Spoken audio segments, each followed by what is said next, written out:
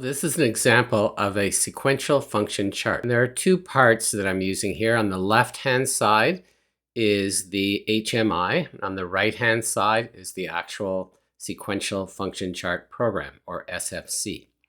Sequential function charts are made up of three main sections. There are the steps, the actions, and the transitions. And a step can be opened up to see various properties. So inside that step are various properties. That's where we look at for example, the counter value, the timer preset value. That's where you'll find that. And the actions are where you're going to do something during that step. So for example, in step 0, I'm going to cause sim out 0 to be equal to 0 and the pump motor volts to be equal to 12. And here I'm just using this action to display the value of step 0. Then I come to the transition. The transition is where I'm going to move to the next step based on the result of this transition. So in this transition, what we are waiting for is the timer of step 0 to be greater than 3000. When it is, it moves to the next step. If it's not, it repeats this particular step. Okay, step 0 in this case. When it is greater than 3000, it comes to the next step, step 001. Performs these actions while it's on that step. And then in this case, it's waiting for the step to be done, which means it reaches the value of the step timer, which is 8000 in this case, or 8 seconds. In the case just above here, it was 6 seconds. And then when that step is done, it goes back up to the top. You can see that this arrow is taking it to step 0, which is at coordinate B1. And you can see the coordinates up here, letter B and the letter 1. It's taking you back to that. And then over here, it's telling you it's coming from transition 0 or coordinate B4. Okay, 4 is down here and B is up here. So it's just looping over and over again based on that time. In this case, I've modified the program slightly and downloaded it, and I'm going to be testing the push button 0 and push button 1. You'll notice that push button 1 is normally closed, and when I press it, it goes low, and push button 0, when I press it, it goes high. So in my program, I'm just going through a simple loop. And here I'm waiting for sim push button 1, which is the red push button, to go low. I'm testing it for not sim push button 1. So it's actually sitting at this step, executing this step, and this step is telling it to make sim out 0 equal to 1 and pump motor volts equal to 16. So that's what it's doing right now. So now if I press this button, it goes up to the top step, step 0. And you can even see the step counter, but we're not testing it. And it's making sim out 0 equal to a 0 and the pump motor volts equal to 12 until I press this button. And then it moves to the next step. Here we're going to start a new SFC project. Come up to File, New, and we're going to give it a name. Let's call it SFC1. Click Next, and this is version 34 that we're using, so click Finish.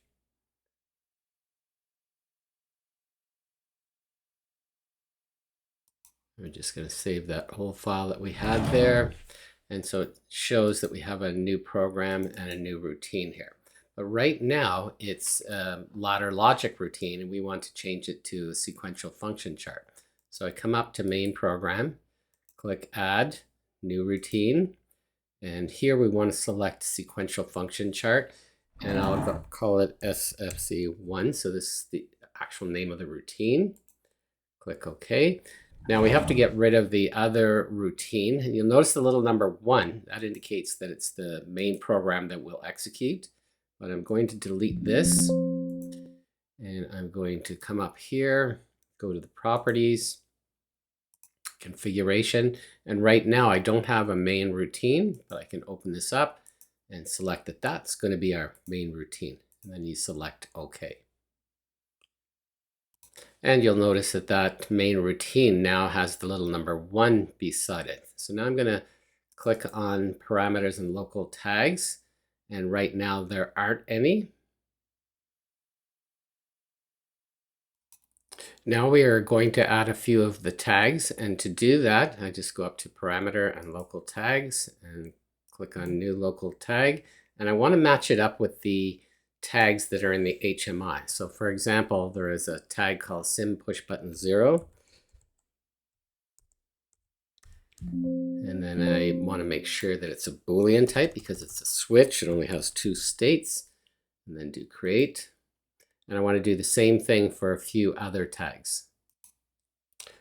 Here I've created a list of tags that match up with some of the tags from the HMI. So I'm going to use the sim push button 0 and 1, which are here, sim out 0 and 1, which are these two here, and a slider control, which is an integer value between 1000 and 5000. So we'll be using those 5 in this basic test program. So when you start a new SFC, what you'll get is this first step and transition. And here are some of the different icons that you can bring down. This is a combination of step, transition. This is a step. This is just a transition alone. And then you're going to get various actions and selection branches, but we'll look at these as we go along. So I'm actually just going to delete this. And we're going to start off with something very simple. We're just going to start off with a step that's going to turn on an output. Okay, so to get that to work, I have to add the action. So you right click and you do add action, and then you type in the action. In this case, I want sim out 0 to turn on. So I'm just using the pull down window, sim out 0, click on it, and then you have to say that it's equal to. And this is called an assignment statement. It's saying make what's on the left equal to what's on the right. And I'm going to say sim out 0 is going to be equal to a 1. And then I have to finish it with a semicolon. So number 1, and then semicolon, and hit enter. Now just move off of that square to complete the action. And then what I want to do next is have a transition. So what is it going to take to move past this transition? In this case, I want to wait until I've pressed sim push button 0, and it's normally open. So I'm going to wait for sim push button 0, which is right here, to go true. And I don't have to put the equal to a true. It's just going to evaluate what this is equal to. So right now it's showing a certain value, but we're not online, so it's not actually that value. And then the last thing I'm going to do is put a stop. I think I have to scroll over to the left. I changed things around so you could see that. So this is a stop. So I'm going to move the stop down to here, and they will automatically join when you see that green. But if it's not automatic, you can bring it down here and connect the wires. So everything is connected right now. I might want to check that there are no errors. So I can come up here and do verify routine. And down the bottom, it says that there's no errors or warnings. So what should happen here is it'll execute this particular step. And during this step, that's the action. It'll wait at that step. It'll stay in a loop here for this transition to be true. So when sim push button 0 is true, then it will move to a stop. So I'm going to download this. One of the things I must do first before it will download is to select a communications path. So I'm going to do who's active, wait for this to load up. I'm going to go to Ethernet IP1. I might have to scroll down to the bottom. And this is the controller I want to connect to. And then I just say set project path. And then now I should be able to download. And you can see up here is the path. So click download. So here I have a very basic program where the program is waiting for this sim push button 0 to go true, meaning high. And when I press this button, it will continue to execute what's happening out here. So it's saying sim out 0 equals a 1. And then when I press this, it comes to a stop. So that's about as simple as you can get with an SFC. I'm going to add a little complexity in the next example. Now I'm going to add another step transition. So you click on this icon, drag this down, and you can see it's automatically connecting there, which is fine. I'm going to right click and add an action. Here I've added some instructions, and you'll notice this one here indicates that this is an error, and the error is that I'm missing the colon before the number 1. Now that I've fixed that, you see that the error goes away. The next thing I want to do is to take a connection from that bottom transition and bring it up to the top, and you see that they join. Okay, so now you have a loop, and sometimes you may want to hide that wire, so you actually just click on the wire, right click your mouse and do hide wire, and I think you can do show wire. So I'll leave the show wire there for now. All right, so I made it a minor change here. I changed this from a 1 to a 0. So what should happen now is it's waiting for the sim push button 0 to move to the next step. It's currently working on that first step, and it's always executing that particular step. And then we come down here, and I'm going to push button 0, and it moves to the next step. And that step is waiting for this one to go to a 0 because it's not sim push button 1. I press it, and I'm just going back and forth between those two steps. You'll notice that in the monitor tags, I can also monitor what's happening to my inputs and my outputs. So if I press my input, you'll see that sim push button 0 goes to a high. If I press push button 1, it goes to a low because it's normally closed, and it's causing sim out 0, which is right here, to go to a 1. So we're able to see what's going on here. Same thing here for the integer in. You can see I have a value, and this integer in ranges from 1,000 to 5,000. So it has the value shown on there. So I've made some changes to the program, and in the second step, in the second transition, I've said that I don't want to move on from this transition until the integer in is greater than 3,000. So it will sit there until I move this slider upwards. So let's give this a try. So it starts off by waiting for sim push button 0. So it's constantly working on this step. And then I press the button, moves to the next step. But you can see that the value of the integer is at 1,000, and it won't move away from that step until I get above 3,000. I'm very, very close. And there we go to the next step. Okay, one of the other features that you can add here to be able to see the value of that integer in is during that action, I can click on this box, and there is an indicator tag. I can use this pull down window. I think you have to be offline to do that. So I'm back here with the indicator tag, and I want to look at the integer in, so I can put a couple of letters here to make it easier to find, and I find it right away, and just apply and OK. Now it'll show me right in that action the value of integer in. So when I'm testing it, it's a little bit easier to follow. So let's try that again. So it's waiting for integer in to be equal to 3,000. So you can see in that box, actually I downloaded, and one of the ways that you know you are running and you're online are these green boxes. So this green box tells me that I'm on step 0 right now. I'm waiting for push button 0 to be pressed. I just pressed it. Now it's waiting for integer in to be greater than 3,000. But now you can see that this box right here is showing me my current value. The other way that you can see the current value is by hovering over a variable. So here I'm hovering over sim push button 0. It tells me the value is 0. Here I'm hovering over the integer in. It's showing me that it's 1798. Not high enough to move past that step. So I'm going to bring it up. As soon as it gets over 3,000, then it moves to the next step. Here's another example where this transition is using an OR statement. So it's going to move past step number 1 when integer in is greater than 3,000, or I've pressed sim push button 1. And the reason I'm testing for a not is because it's a normally closed push button, so I have to press it for it to go to 0. So let's give this a try. So I'm waiting for this button, and it'll either wait on that 3,000 or I can just click that button. Okay, it's one or the other. Okay, so in this case, I'm going to make it advance by having more than 3,000. It just advanced. In the next case, I'm going to get it to advance by pressing the button. Okay, so it worked with either case. The next thing I'm going to add is a feature in sequential function charts called a selection branch. So I'm just going to drag this down to here.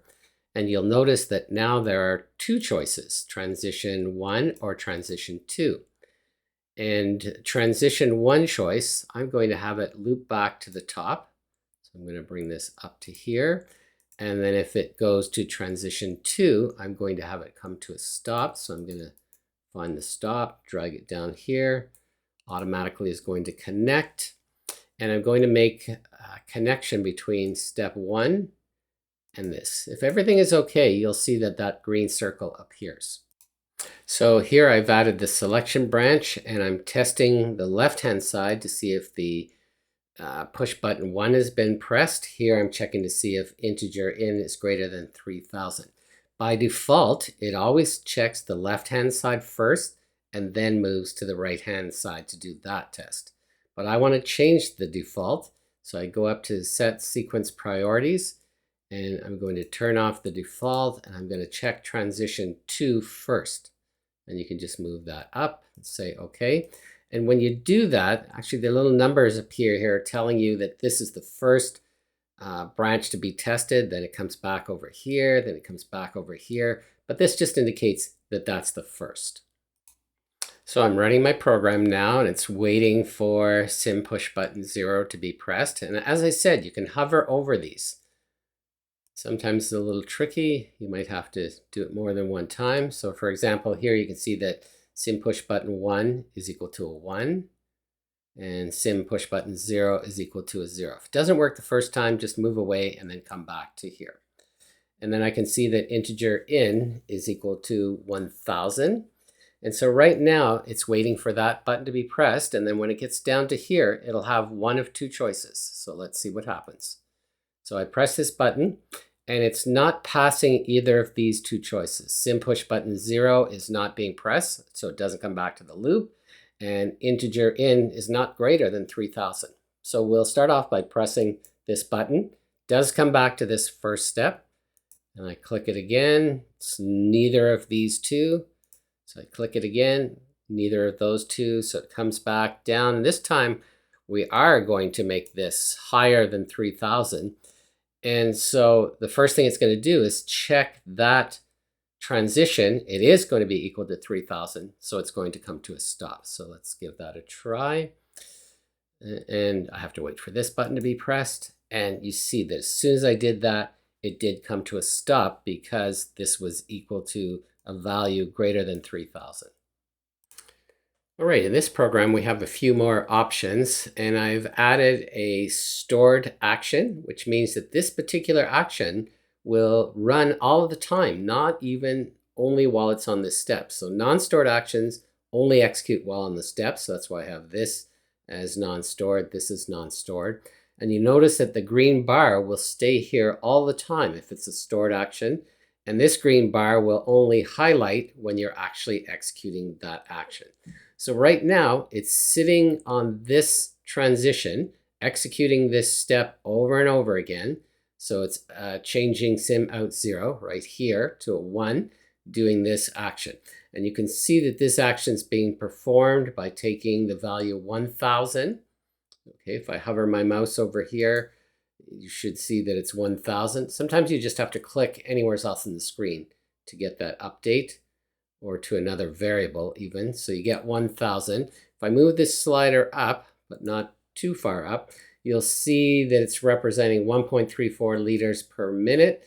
And it's really just taking this number of 1536, doing this conversion factor here of taking that value, subtracting the starting point, 1 volt, dividing by 4 volts, multiplying by 10 for 10 liters per minute. And so it's not going to get past this step until this number is greater than 3. So I'm going to go up, up, up, 2.8. It just went over 3. The other thing to notice is that now we're on this step. We're executing this step because it's a non-stored action. So it's making sim out 0 go to a 0, which it just did. And then it's waiting for one of two things to happen. Okay, for the count to be greater than or equal to 3. And it's always testing this branch first, but it came over here and now it's waiting for sim push button 1. And I'm just going to lower this value, press sim push button 1, comes back up here, turned on this output.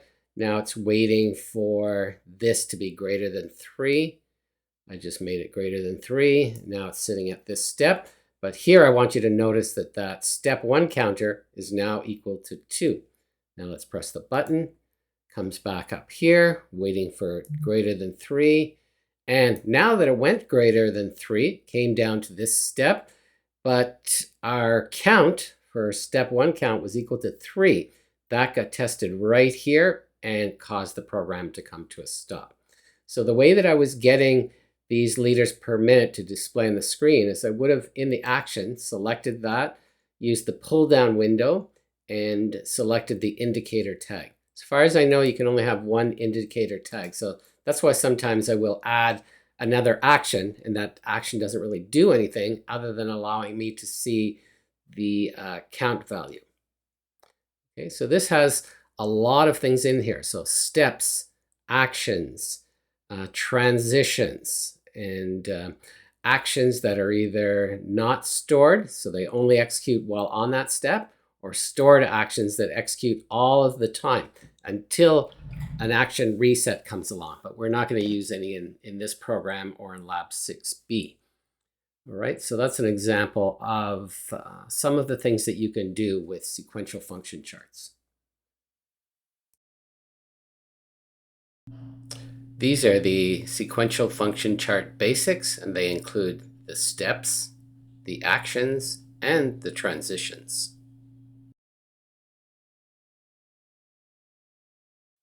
Hello, this is just another program to get you used to using sequential function charts, and I'm just going to do a bit of an overview of some of the blocks that we have here. First of all, every sequential function chart, or SFC, has 3 components to it. There is a step, and step has a properties box, and that's where you're going to set up things like the preset. This is the only box that you typically change, and it also has the count.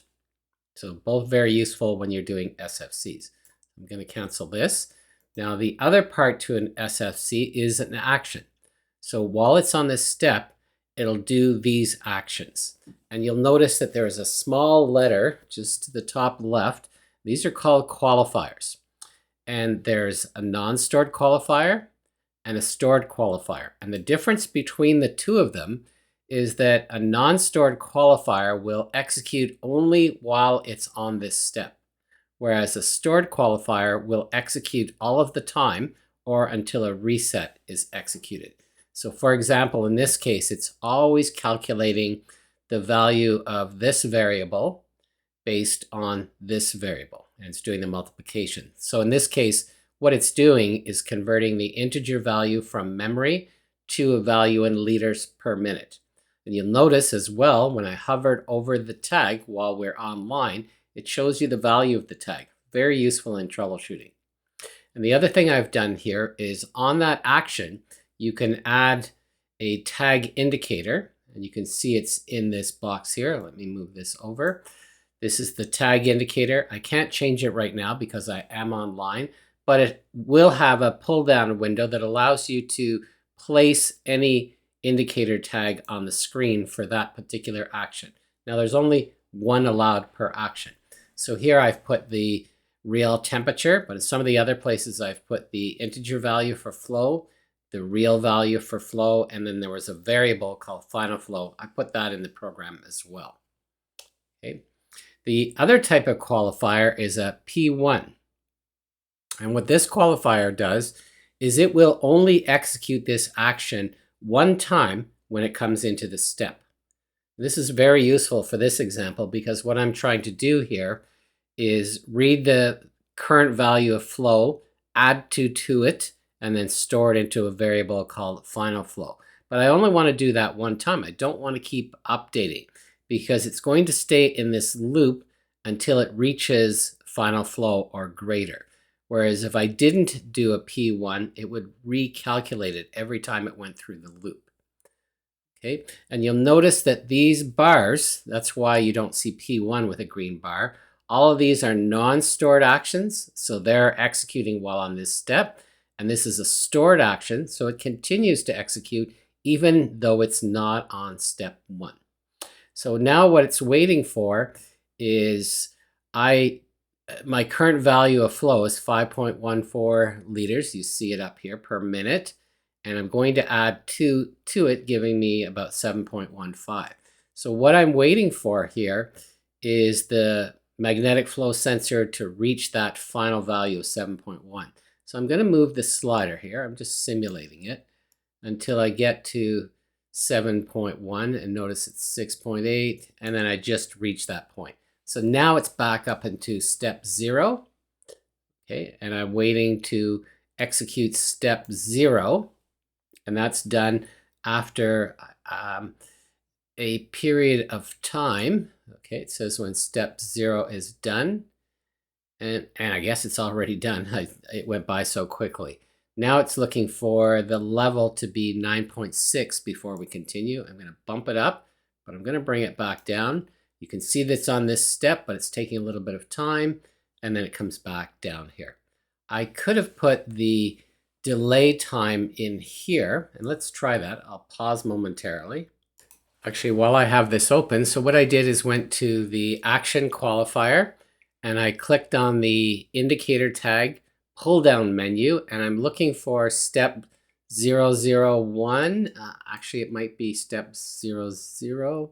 Yes, so back to here, and I'm going to add step 0. So you can just type in a couple of letters, and it'll find step 00, and then you can expand on that, and we're looking for T for timer, and there it is right there. Click apply, and then OK. So now I'm seeing the value of that step timer. And if I open this up, you can see it's set to 5 seconds. That's all you need to set the time. Okay, let's download this again and try it. So you can see I've made some changes here. The flow is currently 0.68 liters per minute based on 1.27 volts. And what it did at this point here, it executed this line just one time when it entered it into this step, added 2 to that flow rate, giving me a final flow of 2.68. So this line won't move to the next transition, or to the next step, sorry, until it's executed this, not executed, but tested this line to see if the flow sensor, which is at 0.68, is eventually equal to 2.68. So it's going to be, if I move this slider, and I'm simulating the flow sensor, and I think we're there now. There we are. We're back at the top, and now you can actually see this timer. So it's going to move to the next line when we get to 5 seconds on the timer. So we're back down here. We're at 2.93 liters per minute. We add 2, giving us 4.9. So when I go up to 4.9, we're back up to the top. It's waiting for that time. And it's always executing this stored action and only executing this P1 action one time. Hopefully that helps in your understanding. This is an example of a selection branch, and we have a selection branch down at the bottom here. What a selection branch will do is allow you 2 paths. So once I finish this step, I can either come down this path or come down this path. It depends on which one of these transitions goes true first. And there are 2 of them being tested here. Now the order is typically to test the left first and the right second, but you can change what's called branch priority. It's turned off right now, but if you click on it when you're offline, you can change which branch is tested first. So I actually changed the default so that this one is tested first. And right now, neither of these transitions are true. But let's say I make the flow rate go higher than 5 liters per minute. Right now it's at 0. I'm going to boost it up. We're 1, 2, 3, 4, 5. We just went above 5 liters per minute. It executes this instruction. Okay, and this instruction is waiting for step 0 to be done. Okay, and then it moves on down here. And it's in this case, since the flow sensor is above 5, it's just looping around over and over. So I'm going to bring this lower than 5. And now it should stay at this step, okay, waiting for one of these things to go true. So we already had it going true on the flow rate, but now I'm going to have it go true on the temperature greater than 30. And there we're greater than 30. There was a short delay that I added here. You can probably see it. It was 3 seconds. And then it came to a stop. Okay, and you can actually, you don't have to get it to stop all the time. It can come back to the top of another part of the program. And while I'm here, one of the things I didn't get to show you in other videos was this first instruction is actually called the initial instruction. So when you run your program, there's only one initial instruction and it will start from there. And the difference is that it has an outer extra line. There are 2 lines defining this shape. There's only one here. And if I click on the properties, this is a normal step, but up here, this is the initial step. So there's a slight difference between the two. Here we're going to look at the operation of a simultaneous branch. And it's different in a selection branch because both branches have to completely finish before it will go on past that point.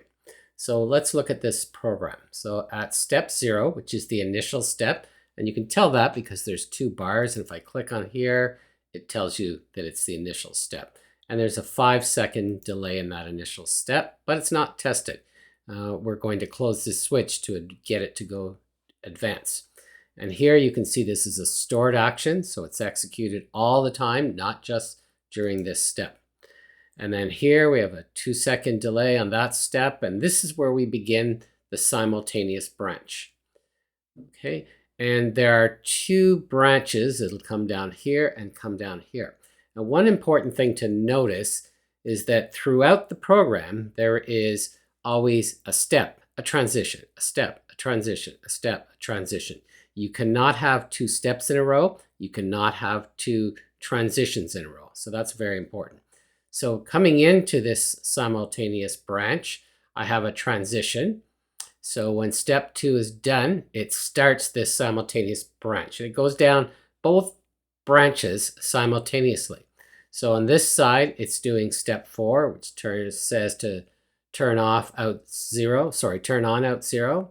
Then it's testing to see if it's greater than 30 degrees. If it is, turns off out 0. And during the same time, this branch is being executed where we turn on out 0 and then testing for the flow to be greater than 5. If it is, then it outputs 0.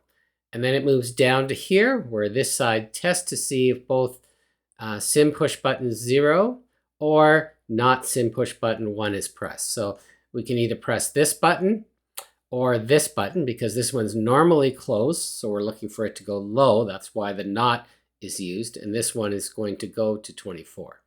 And then it's just going to go to the top of the program again and repeat the process. So I'm going to start off by making the flow sensor and the temperature sensor low.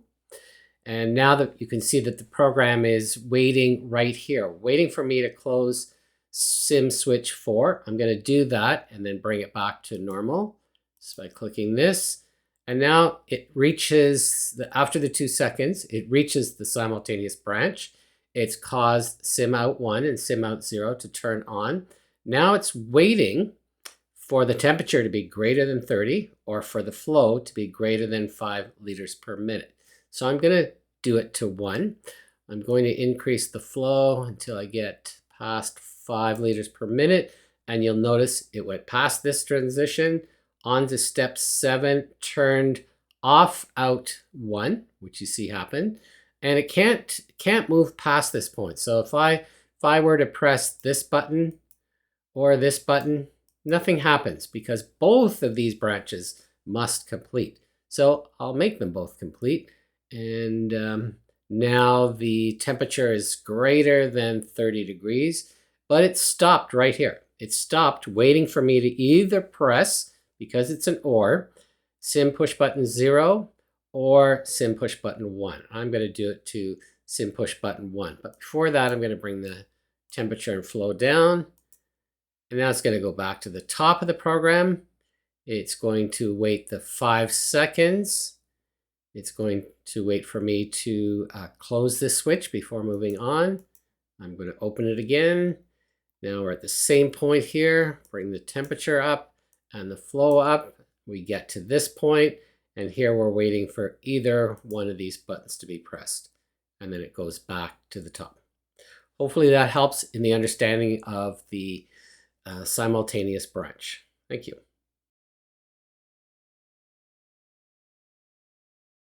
To create this simultaneous selection branch, click on this icon. It brings these two together down here, and I think you can move them to the left and the right if you need more space. And then I'm going to add another transition and another step. So I'll actually add 2 transitions here, another one here, and then 2 more steps, another step. Just drag them all down. I'd like to complete all of these first, and then I'm going to add another transition, which I'll put down here. I don't want to have this wire connected, so I temporarily delete that. And I think you can click on both of these together and click on converge. And so this is what we want here. We want these two to be converged. And I'm going to click here, here, tie all these together. Doesn't take too long to do this. And then I'm going to get this to go up to the top.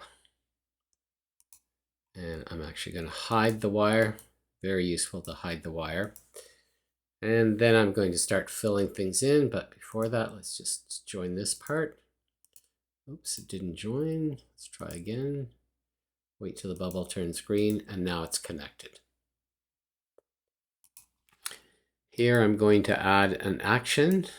I want to see the mag flow, so I come down here to the indicator tag and type in the first few letters, which are the mag flow. It finds it, and then click apply and OK. So now we have that here, and I'm going to get an action where I'm going to make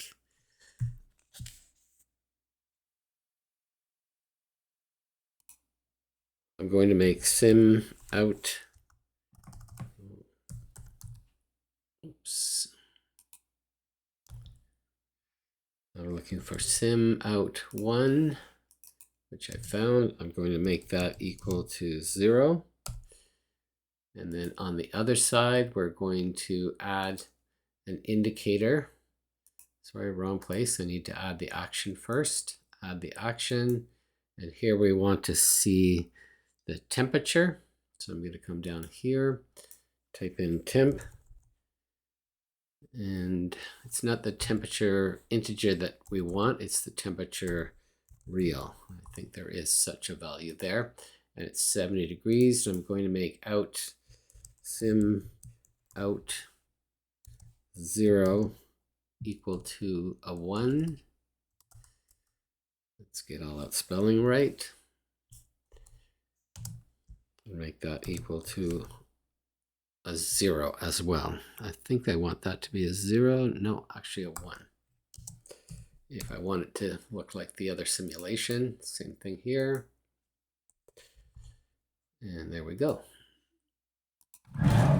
So now we have both parts of the simultaneous branch completed. You can see here on the left-hand side, and let's actually download this. On the left-hand side in step number 4, we're turning on out 0. On the right-hand side, we're turning on out 1, waiting for the temperature to go above 30, waiting for the flow to go above, actually the flow should be above 5, so I'll fix this error real quick, because I won't be able to get that value. And I'm not offline, sorry. Go offline, fix that to a 5. There we go. Back online, download. And now it'll go down these two simultaneous branches. They both must be completed before the final decision is made. And let's just give this a really quick try after it's downloaded. It's downloaded now. Notice it's not in program or in run mode, so you have to select run mode. And that happens when you have an error. Okay, so I think everything is kind of set to go here. So we're sitting at the top of the program. We're turned off out 1 and out 0. I'm going to get these two simulation values to go down to their minimum. And then I'm going to not run the program, but move switch 4, open it. There's going to be a 2-second delay. They both come into this simultaneous branch. They both turn on out 1 and out 0. Now I'm going to get the flow to go above 5 liters per minute and the temperature to go above 30. Now you see it's still waiting at this point here, because now I either have to press push button 0 or push button 1, either one, and then it moves back up to the top. And I'm going to bring these down so we can retest them again. And now we're waiting at that switch 4 to close. It closes. Now it's open. Waiting at this point. Let's just move these up. These both go true. And now I'm going to hit the stop button. Brings it back up here. Hopefully this helps to understand simultaneous branches. Thank you.